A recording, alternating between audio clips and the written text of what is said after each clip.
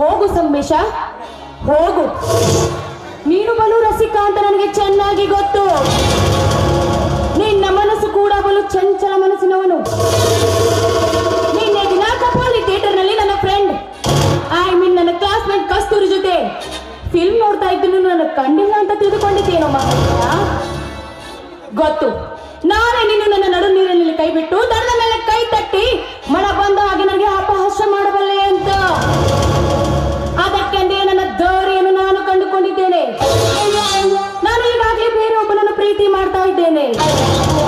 ನನ್ನ ನಾಗೇಶ ಹಣದಿಂದ ಬಡವನಾಗಿರ್ಬೇಕು ನಿಜ, ಆದರೆ ಶ್ರೀಮಂತಿಕೆಯಲ್ಲಿ ಪ್ರೀತಿಗೆ ಹೆಚ್ಚಿನ ಕೈನವನು.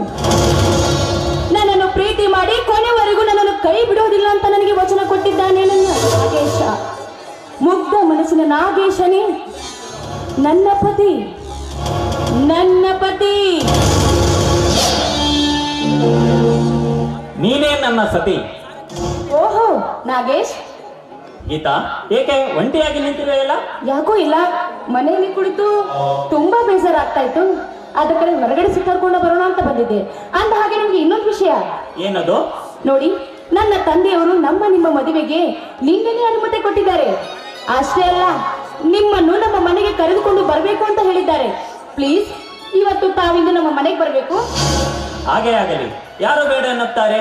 ನಿನ್ನಂತ ಹಿರಿಯ ಗುಣದ ರೂಪವತಿಯನ್ನು ಕೈ ಹಿಡಿಯುವ ನಾನಸು ದೈವಿ ಅಲ್ಲವೇ? ಚೇಚೆ, ಹಾಗನ್ಬೇಡಿ ನಾಗೇಶ್.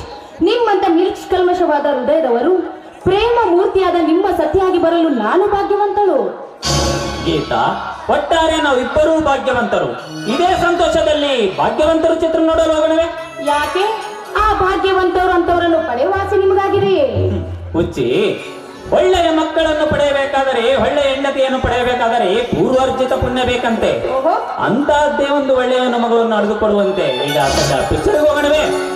ಹಾಗಾದ್ರೆ ಬನ್ನಿ, ಹೋಗೋಣ.